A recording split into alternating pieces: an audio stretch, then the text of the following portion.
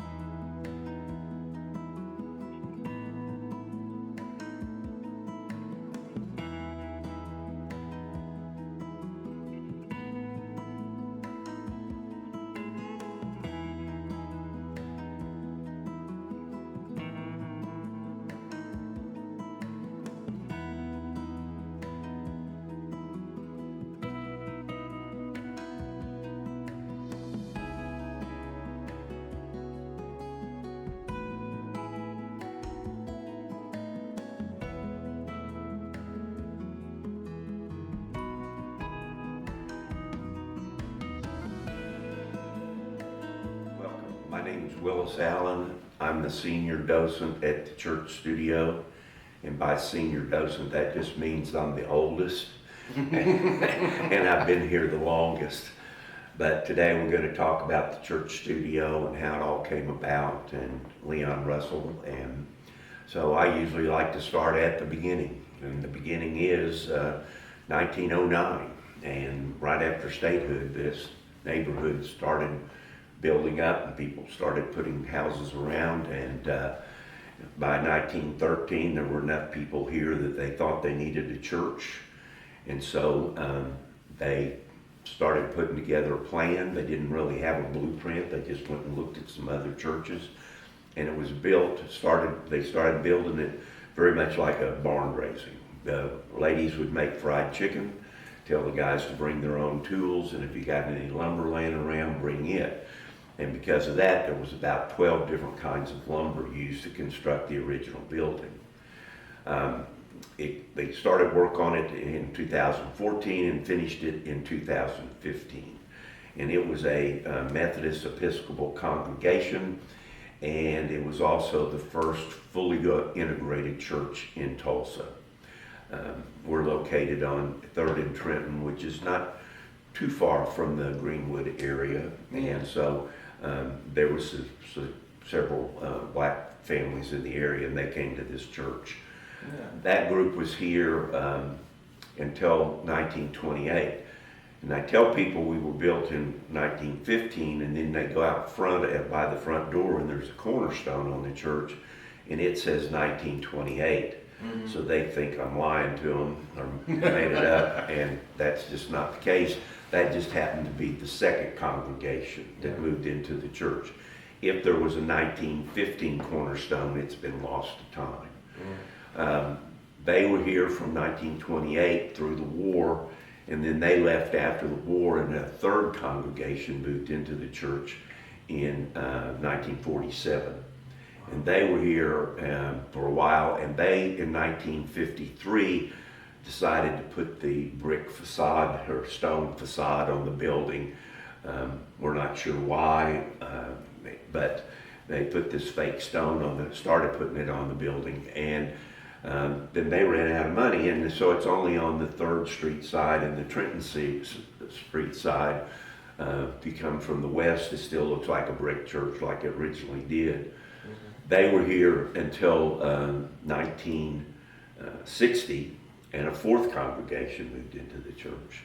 And they were here until 1970, and then they left and put the church up for sale. Okay.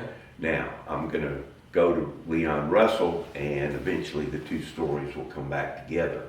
Okay. But Leon Russell was born in Lawton, Oklahoma. His family lived in a little town called Apache. and the nearest hospital was in Lawton, so they went to Lawton for the delivery.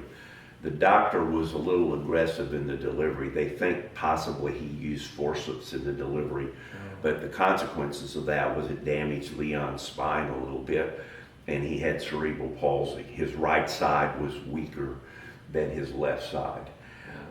It wasn't a severe case at all. His mother didn't even notice it till he was about 18 months old. But it's nevertheless did change his life or affected his life. He said that probably because he had cerebral palsy, that's what he could do music, and he did the music, and otherwise he might have been a car salesman in Texas. So on his birth certificate, his name is Claude Russell Bridges. And later in my narrative, I'll let you know how he became Leon Russell. But he was born Claude Russell Bridges, and he went by Russell Bridges for quite some time. When he was 4 years old, his mother was a devout Methodist, and she went to church every time it was open. And he was the youngest, so he always went to church with her. And it affected his life too, and he was a very spiritual guy because of that background. But one Sunday afternoon, when his mother was fixing lunch after church, music started coming out from the parlor, and they went in there, and it was a 4-year-old Russell Bridges playing the piano. He was playing the hymn "Trust and Obey" that he'd heard in church that day. Wow. So they knew he had a gift, and immediately started trying to find piano teachers and giving him piano lessons. And he took piano lessons till he was about 12 or 13 years old. It turned out, they didn't know it at the time, but he had the cerebral palsy had affected his right hand, and he had limited use of these 3 fingers. Wow. The piano playing helped that. Okay. And he actually built some strength in his right hand by playing the piano. Okay. It never got as strong as his left hand, and he destroyed most pianos that he had, because what he would do in the piano, because his bass was dominant, he'd try to somehow beef up the treble, and he would put nails through the hammer of the piano to make it sound louder. Oh, wow. So anybody that says they have a working Leon Russell piano is probably lying, because he pretty much tore them up. Yeah. So he took piano lessons, and then his dad took a job in Tulsa with what later became Texaco Oil, and he moved here when he was in the 9th grade, and he went to Cleveland Junior High School, and then he went to Will Rogers High School. Oh, wow. Okay. When he got to Will Rogers, he met a guy named David Gates, another Tulsan who went on to be a pretty well-known musician. And he and David started putting together a band when they were 14. And because back then Oklahoma was a dry state, we technically didn't have bars and nightclubs, so why do we need any laws about bars and nightclubs? So there were no age requirements. So at 14, 15, 16 years old, these guys are playing in bars and nightclubs. And I had a guy come through on a tour who didn't pursue music. He went on to OU, got a geology degree, but he said he played drums in one of those bands, and back in the day they would get paid $10 a night and all the beer they could drink. So it's amazing that they graduated from high school. Right. But they did that through high school. And Leon graduated. He did graduate, and he was only 17 when he graduated. The reason he was so young is in Apache, where he started school, they did not have kindergarten. So he started 1st grade at the age you would normally start kindergarten. So that's why he was only 17 when he graduated from high school. Well, David Gates decided that he was going to go on to college, and he went to OU. And Leon took an entrance exam for University of Tulsa.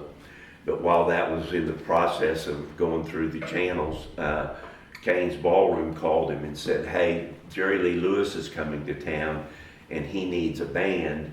Could your band be his band?" And Leon said, "Yeah, sure, that'd be great." Kane's was really selling him because Leon already did a whole bunch of Jerry Lee Lewis's music. So when Jerry Lee Lewis got here, they had one problem in that they were both piano players and they only had one piano.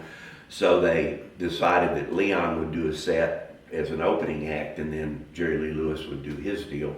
But the band were the same guys, they were just Tulsa guys.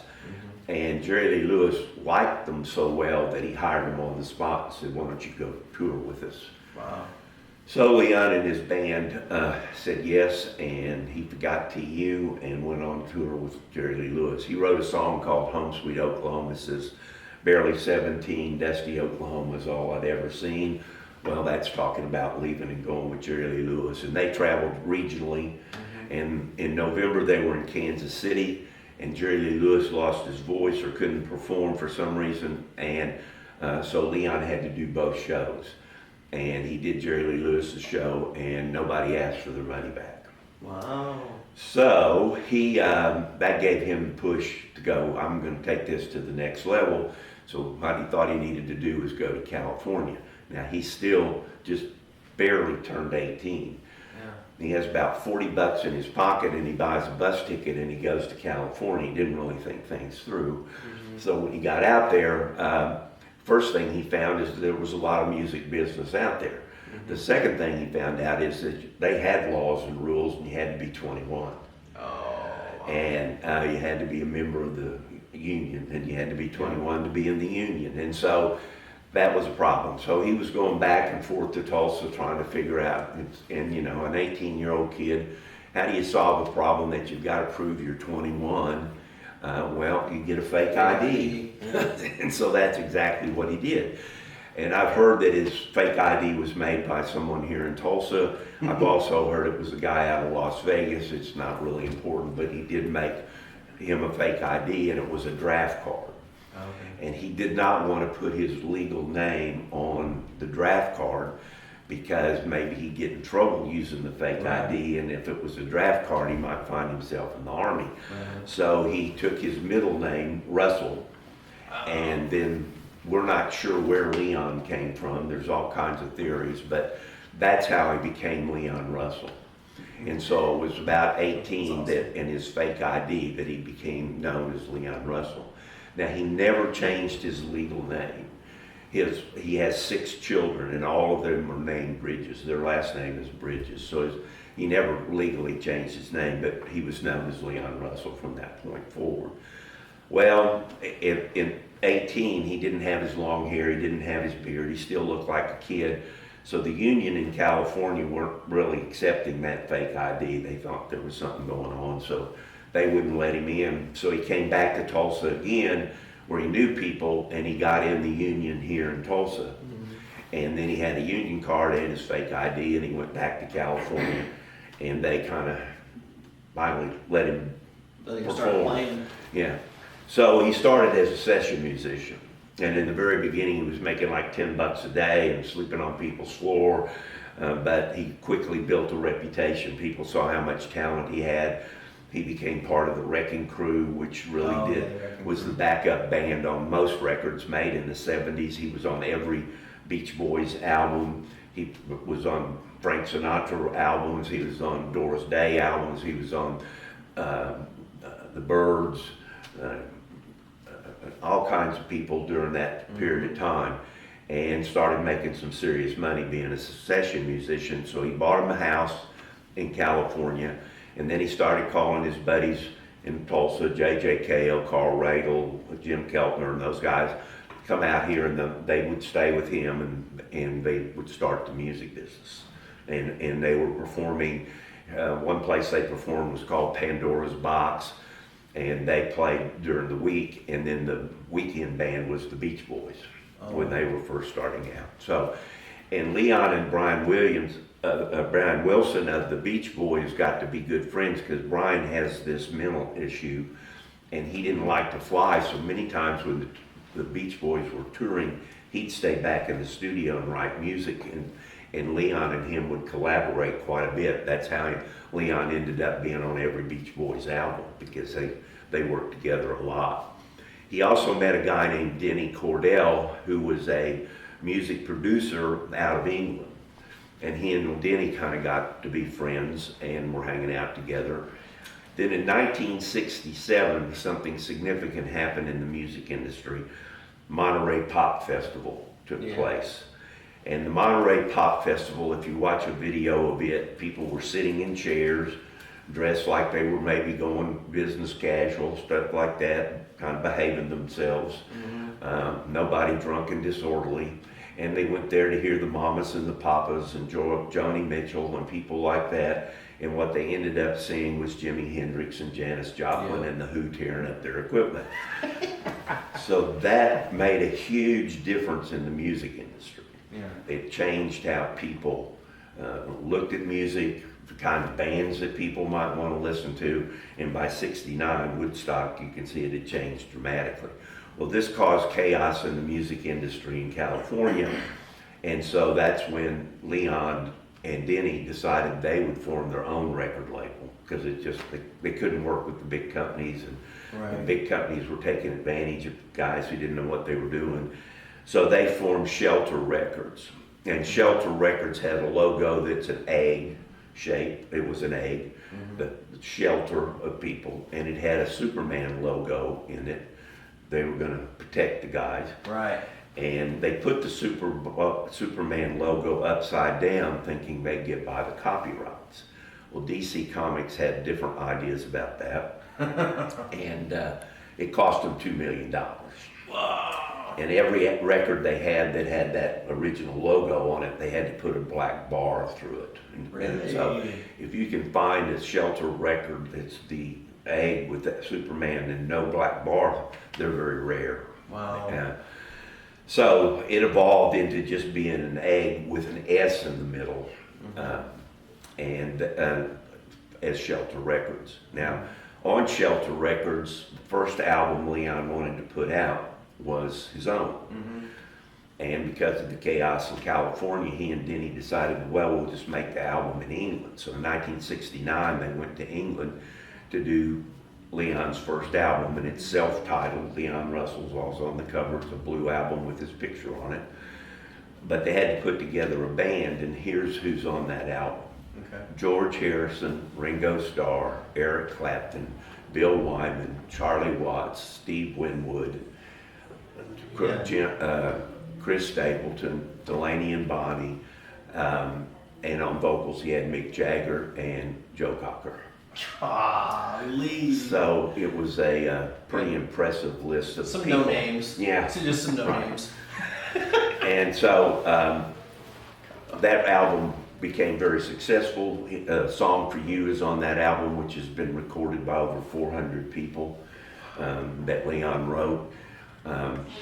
So now in '69, they've got the record label. The next 3 albums that they put out are Willis Allen Ramsey, J.J. Cale, and Freddie King. Now, they weren't recorded at the church studio because he hadn't bought it yet, but they were recorded elsewhere, but they went out on the Shelter label. So in 1969, Denny Cordell was also Joe Cocker's manager. And he was working on his Joe Cocker's second album, and Leon helped a little bit with that. Now, that wasn't released on Shelter, it was released on Joe Cocker's label. But he got to know Joe, and then Joe went to Woodstock and performed and was pretty successful.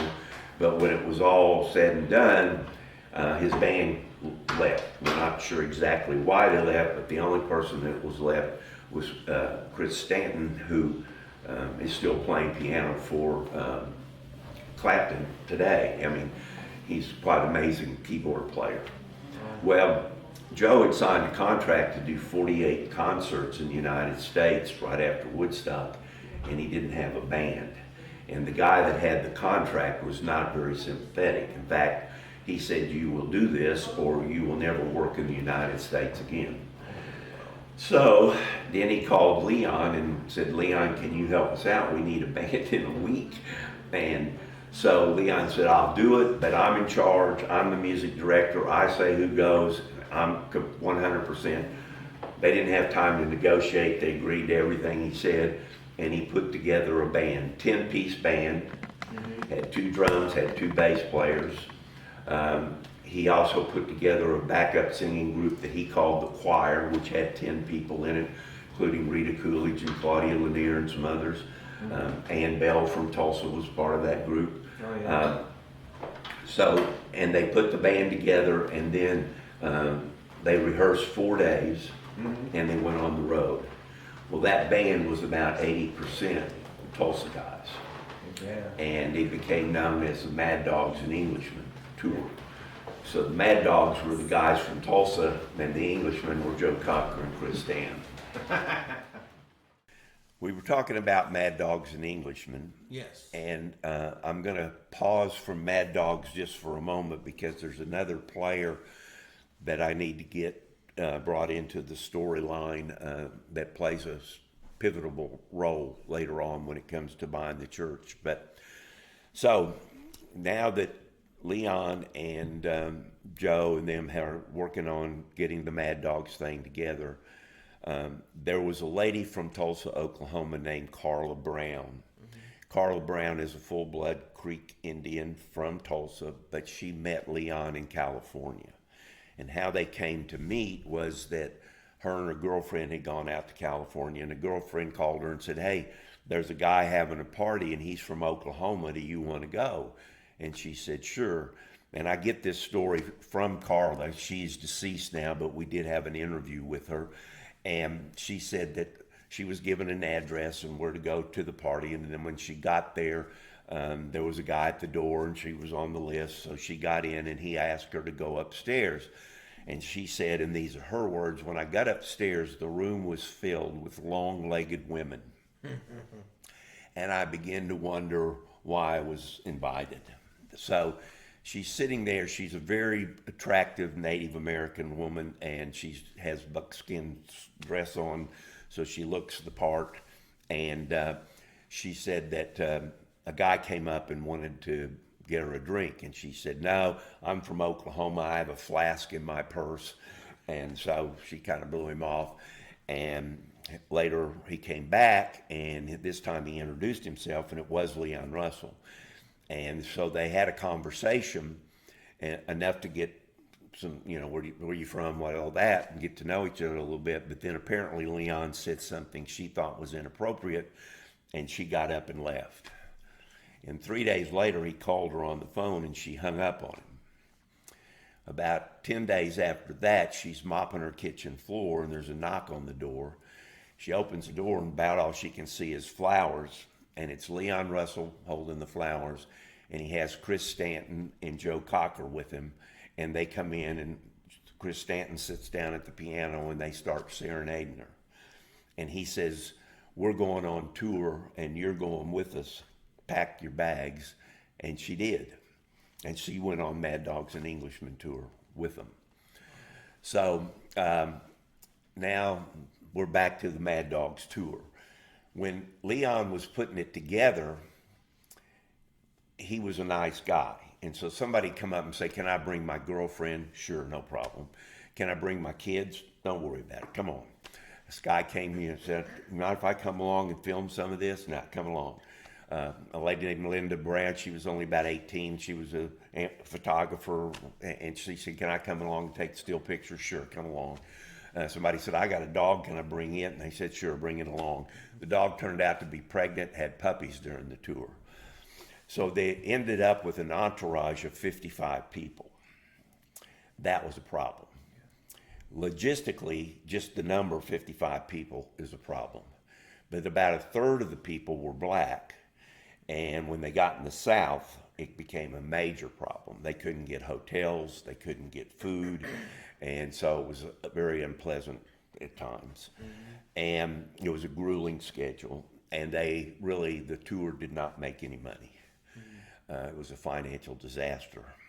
But fortunately, they took the guy along that made the film, and they made a movie, and they made an album.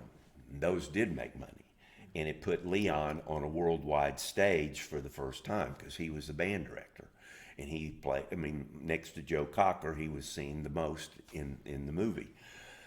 So that tour gets finished and that all gets put to bed. And He goes back to California, it's still chaos, and he said that's when he made the decision, I'm going to go to Tulsa and go back home and find me a place to have a studio there and get out of this hubbub.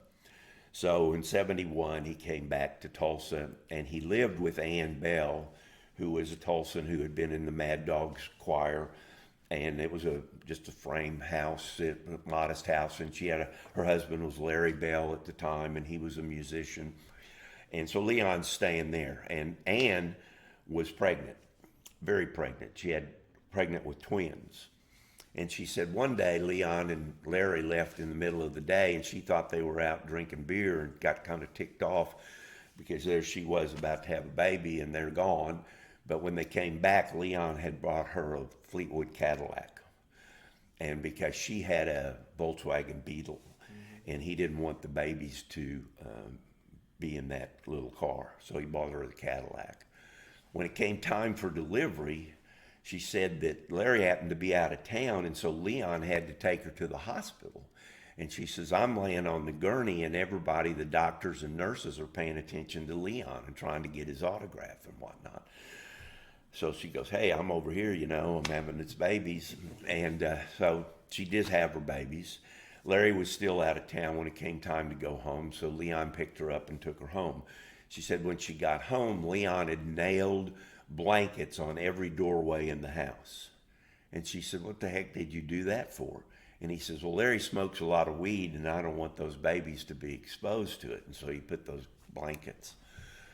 So again, while he's still staying there, she's there and the babies are there. But one other day that Leon was out maybe scouting for a place to put his studio, the phone rings, and she said she answered it, and the guy on the phone said it was George Harrison.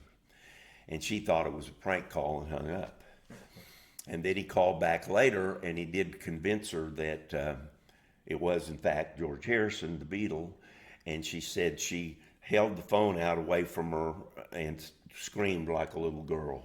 She told me this story right downstairs in the lobby, and she said he said he was George Harrison, and he really needed to get a hold of Leon, and so she tracked Leon down, and he called. And the reason that he wanted to talk to Leon was he was putting together a benefit concert, which became known as the Concert for Bangladesh. And that concert is very historical in that it's the first superstar charity concert. We have them all the time now, but that was the first. They did 2 shows in Madison Square Garden, 22,000 people at each show. I think George Harrison originally was hoping to get the Beatles back together, but that didn't work out. So he got Eric Clapton, he got Leon, he got Bob Dylan, he got Klaus Vormann, the bass player that played with the Beatles, and some others to be in the band. And he had Leon help organize it because he had just done the Mad Dogs, and it was a very similar thing. I mentioned that Mad Dogs, there were 2 drums and 2 basses. Well, all of Leon's bands were always heavy bass like that because of his cerebral palsy and his left hand being the dominant hand. Everything was a little heavy on the bass. If you really listen to his music, you'll hear that throughout. So Concert for Bangladesh had 2 drums, Ringo Starr and Jim Keltner from Tulsa. They had 2 bass players, Klaus Vormann, who had played with the Beatles, and Carl Radle from Tulsa. They were a little bit worried about Clapton because he was still partying a lot then. So they had another Oklahoman, Jesse Ed Davis, who played with Taj Mahal, who was a really great guitar player, Native American guy, there just in case Clapton couldn't perform. So about a third of the Bangladesh concert were Tulsa and Oklahoma people. And some of the choir from Mad Dogs was also the backup singers at that concert. So Leon, again, he played a pivotal role he did a version of Jumpin' Jack Flash that was just outstanding, and most people that watch things, that's one of the things they remember.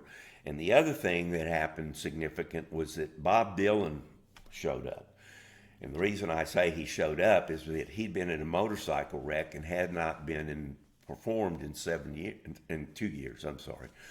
And I mean, the tabloids had said he was dead. They said he was maimed. They said he was disfigured, but he was fine. He just was recuperating, and so they had George talked him into performing. Well, he didn't show up. He didn't show up for rehearsals and stuff. He did show up the night before for sound check, and then he showed up about 3 hours before the first show of the concert was supposed to do. And obviously he hadn't practiced with the band or anything, so he says, well, I will go on, but I want George Harrison and Leon Russell to accompany me. And they did essentially an acoustic set. Yeah. Now, Leon, strangely enough, Dylan asked Leon to play the bass.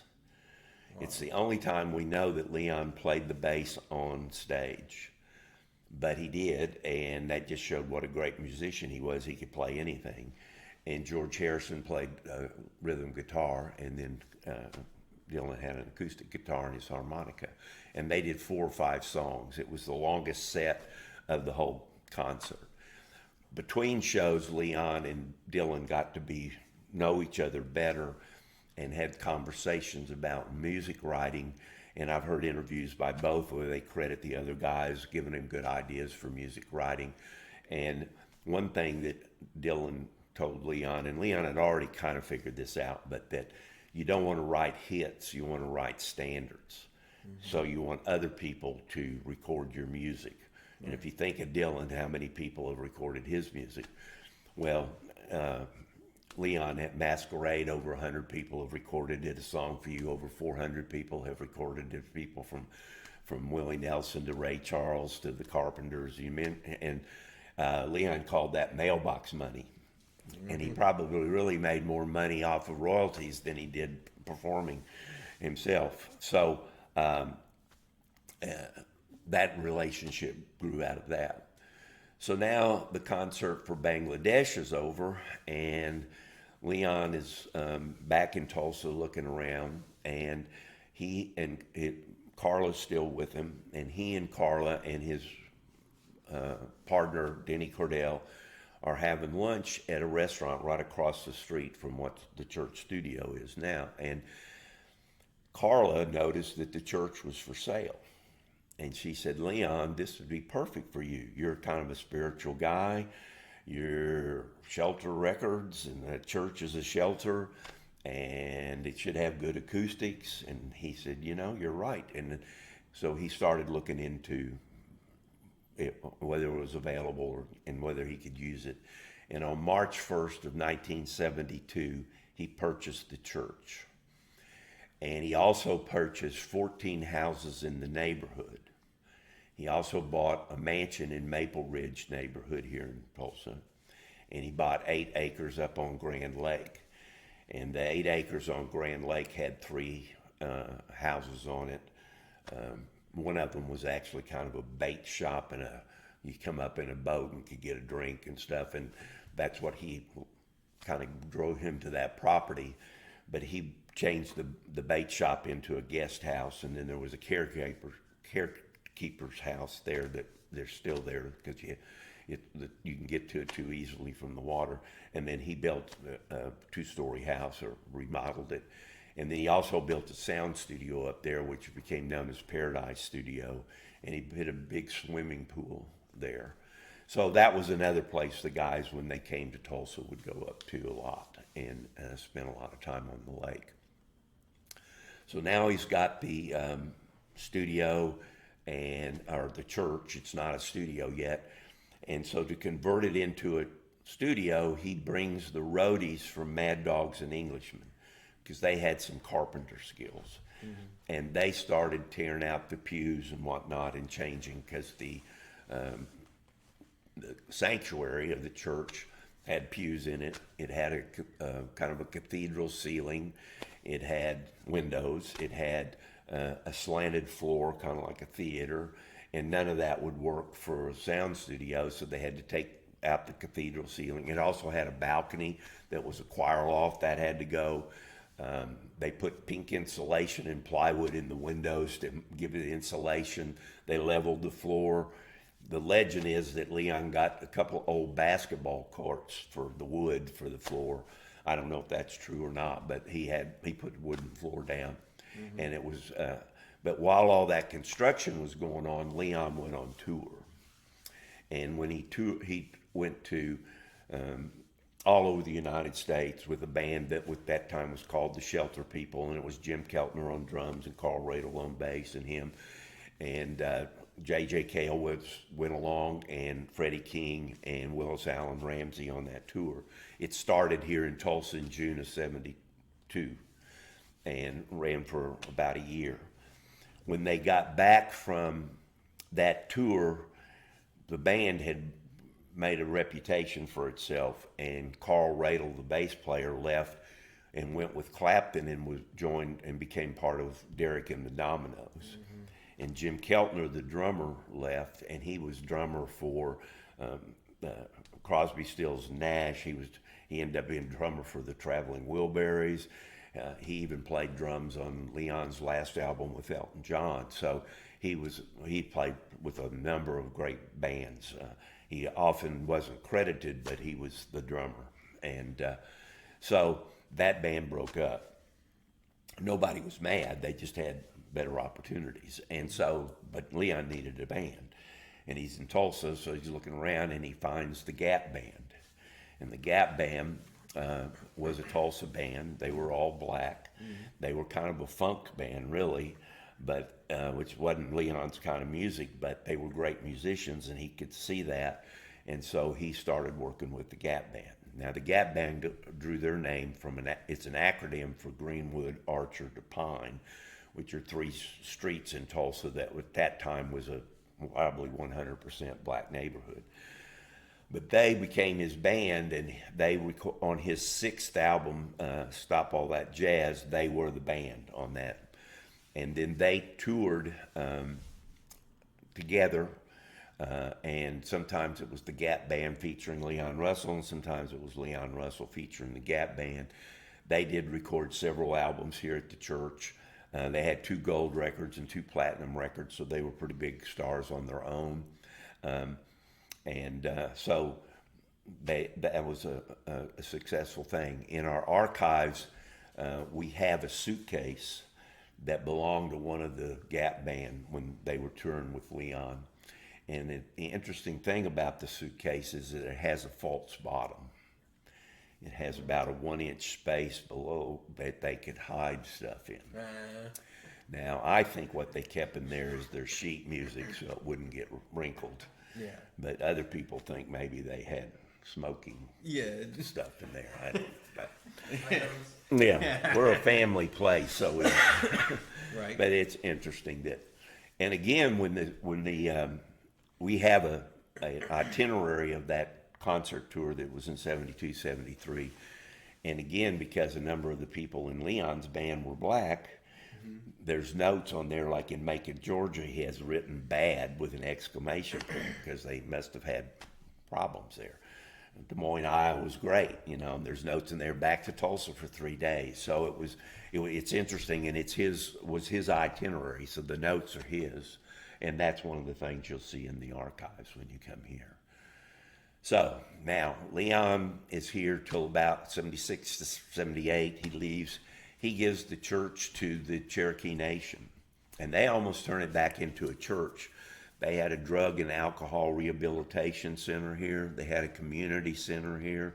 They had a school for actors and musicians here, and they put down some new wood on what was the studio floor for a dance floor.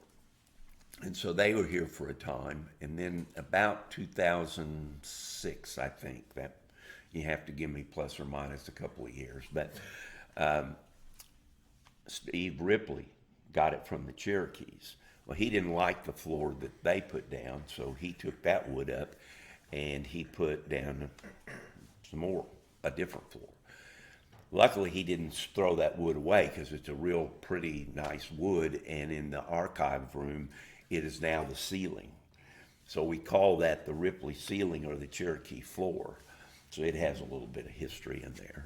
So Ripley was here until about 2006, and then it went, I believe an attorney bought it, and his son was kind of doing some things here, and that wasn't very successful, and eventually it just was abandoned. And it wasn't even for sale, but Teresa Knox, the lady that now owns it, was a big Leon fan, and she started collecting when she was 9 years old, Slurpee cups of rock and roll people. She was one of 8 children, very poor, native Tulsan, the only one of the 8 that finished high school. And she said growing up, the only thing she thought was really just hers was a radio, and that's how she got so interested in music and rock music.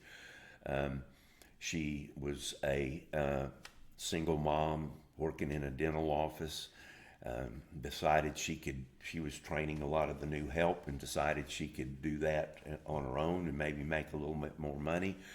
So she went out. She had a 2-bedroom apartment. She didn't even have a car. Her son Ronnie told me that she would take him to daycare on a bicycle. She told me that when she started her own school, she had $700 in the bank, and now she owns the church studio and has probably got $10 million invested in it. And she owns Harweldon Mansion and has $10 million invested in that. So she is one of the most successful people I've ever met, and one of the nicest. Her and her husband Ivan Acosta are just wonderful people, and have done neither one of them, they started with nothing basically and have built this wonderful thing. But when she saw the church, and she saw the church was falling down, she went down to the courthouse and looked at the records to see who owned it. It wasn't for sale. She contacted the guy, and she said that she met with him 2 or 3 times, and that they actually came to an agreement at Hodges Bend Bar here in town on a napkin, and she bought it sight unseen. And when she came in, she had her husband and her, he said that was about the closest he ever come to divorcing her, because this place was a pit. Water had been waist high in it. Homeless people had been in here. There was human waste in here. There were all kinds of dead animals in here. There were needles everywhere, and she even found a gun. So step 1 was clean out the trash, and then step 2, the building had been pretty much abandoned, and it had to be stabilized, and they had to put down beams and things to stabilize the building. And then she hired 2 guys from Nashville to come here and start building the studio. And she also started working on getting it registered as a National Historic Building. And it's a National Historic Building not because it was a church from 1915. The significance is when Leon Russell was here and it was a recording studio. Those are the years of significance, 72 to 78. So she got that done. That complicated somewhat what you could do on the restoration, because you can't change anything once you're a National Historic Building. She says, number 1, we're going to be a recording studio. And today we're one of the top 5 recording studios in the United States.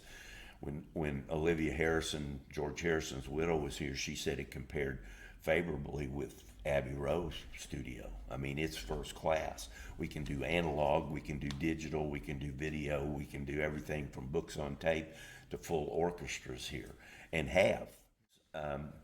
We have outdoor, and she just put in a park next door to the west of and that's where the houses were J.J. Cale lived there, Freddie King lived there, the sound engineer lived there, and some of Denny Cordell's people lived in some of those houses because they were from England. And then the bands, there were houses for the bands to stay in. Now the big stars like Clapton and stuff would stay with Leon in the mansion, but a lot of people stayed in those houses. Those houses were long gone by the time Teresa had bought it.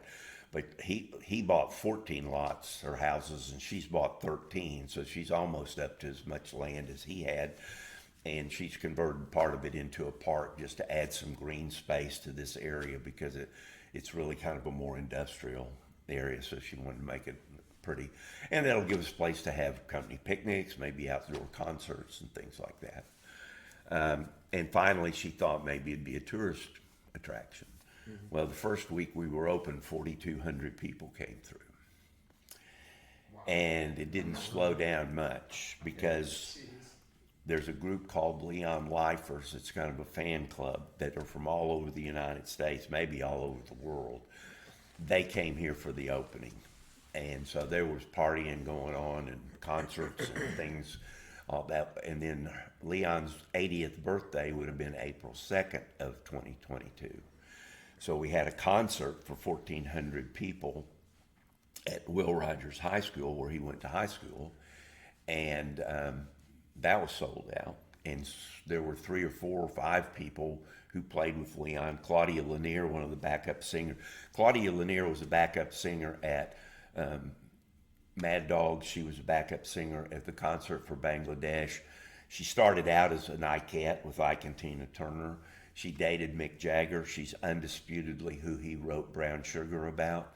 She dated David Bowie.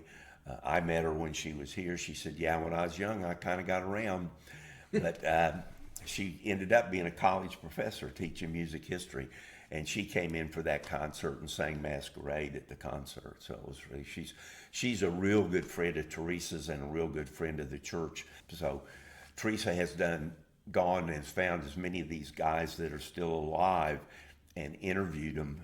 And just like the Carla Brown interview, I mean, that was some great stories in that. And she passed away in 2018. So we, we're lucky to have that. But you can go on our, I don't know if it's the YouTube channel or her website, but there's all these interviews are available there where it's YouTube channel. It died down a little bit after that concert, but then Bob Dylan Center opened. And there were reporters here from all over the world, from everything from Architect Digest to Rolling Stones, you name it, they were here. Well, Teresa had a little wine and cheese thing, it was supposed to start at noon for the reporters. Well, about 20 showed up, but they got on, and it was supposed to last an hour, kind of in and out. See, well, they got on the phone, started calling everybody else. Well, we were here till about 6:30 in the evening, and 50, 60 of them showed up probably. And there was an awful lot of articles about the Dylan Center that have at least a paragraph about the church studio in it. And that's why Olivia Harrison was in town. Bob Dylan had done a concert. She was at the concert. She hadn't met Teresa yet, but they sat 2 rows apart at that concert. Then she went to see the Dylan Center, and then she came to the church because she said George had talked about Tulsa a lot, but she had never been here. And so she came. That was, with all those things happening at once, she thought this would be a good time to come. And so she and Teresa spent some time. Since then, the company she owns and her son owns now that George started, called Dark Horse, has bought the rights to 17 of Leon Russell's albums. And allegedly, she and her son are going to come back for a second visit to show him the church. So I don't know when that'll happen, and I'm sure it'll be kind of clandestine when they do come. But we're looking forward maybe to meeting him too. So, and then things have just been booming. The recording studio has done much better than we had hoped. It's busy. Every week there's somebody here at least a day or two. And we've had Dropkick Murphy do a whole album here of Woody Guthrie music. And so that was a very clandestine kind of thing too. We had to sign non-competes so we wouldn't say why they were here, or not non-competes, non-disclosure. And who was here, we couldn't say. What they were doing, we couldn't say. They kind of blew their own cover about the 5th day they were here. They parked their van out front and it said Dropkick Murphy on it. So yeah. So their cover was blown, but we still couldn't talk about the album until it was released because they were working in conjunction with the Woody Guthrie Museum, and it was Woody Guthrie music. They wanted to do it in Tulsa because of Woody Guthrie. They wanted to do it analog because of Woody Guthrie, and they wanted to do it acoustic. So it's a very different album than most of their albums, but that's been the biggest project here. But we've had all kinds of people in. Kristen Jenowitz recorded a song here with her Broadway boot camp group. Taj Mahal's been here, Kenny Loggins has been here, George Thorogood has been here, Little Feat's been here, All American Rejects. I mean, anybody that comes into Tulsa, Joe Bonamassa. When Joe Bonamassa was here, his bass player, Teresa gave him a church t-shirt like I have on, and he wore it at the concert here at the Tulsa Theater at night. Cool. Sadly, he just passed away about a month ago, but we have pictures of him wearing the church studio t-shirt, and we've had people go all over the world, kind of like Eskimo Joe's used to have people take pictures wearing in different parts of the world. We've got pictures from Yugoslavia and all over the place. So, and then these Leon Lifers live all over the place and in town. But so it's a hopping place, and I've learned now that anytime somebody I would like to meet is going to be in town, I'd come in and volunteer that day, because there's at least a 50-50 chance they're going to show up. Now, when Dylan was here, he didn't come, but his lead guitar player came. So sometimes it's just member, but the founding drummer from Pink Floyd has been here. He's played our piano and our drums. You know, one day there was a guy here. So stuff like that's happening around here. You asked me earlier why you like to come. You just don't know. A concert might break out. It's my kind of thing. Yeah. It's just so I don't. Okay. All right, so let's take a second right now, Okay. and we're going to talk about what does the studio mean to you personally right now. We'll take a break from the history for a second. All right. And you just tell us right now what's important to you about the Well, studio. you run into people who brag about, well, I slept where Lincoln slept, or I this. Well, as I was growing up, the people that recorded here are the people I listened to and idolized and still worship. Right. To say that I come into a church where Bob Dylan has played, and where Eric Clapton has played, and where George Harrison has played, and where Tom Petty signed a contract with Shelter Records, and on and on and on. It's just, I mean, it's a gift. I mean, I think it's extending my life because I'm having so much fun. It's good for my memory to remember the stories and stuff, and it's good for my body going up and down all these stairs. And then Teresa Knox, the lady that owns this, is the nicest person. She is so nice to me and so nice to my wife, and it's just been a joy to be here. I just want to say thank you. You're for welcome. taking your time today with us. It's been great showing us around. I hate doing this. I just want to encourage anybody out there, if you're interested in coming down, you're in the Tulsa area, or if you're passing through the Route 66 type of thing, right? Get a picture with Leon Russell statue. Come in, contact them ahead of time if you could to see if you can come in and visit. Is it open to the public, or is it all appointments? Well, Is it mixed? it's both. Okay. You can just drop in, All right. but you do have to take a tour. We don't let people just come in and wander around.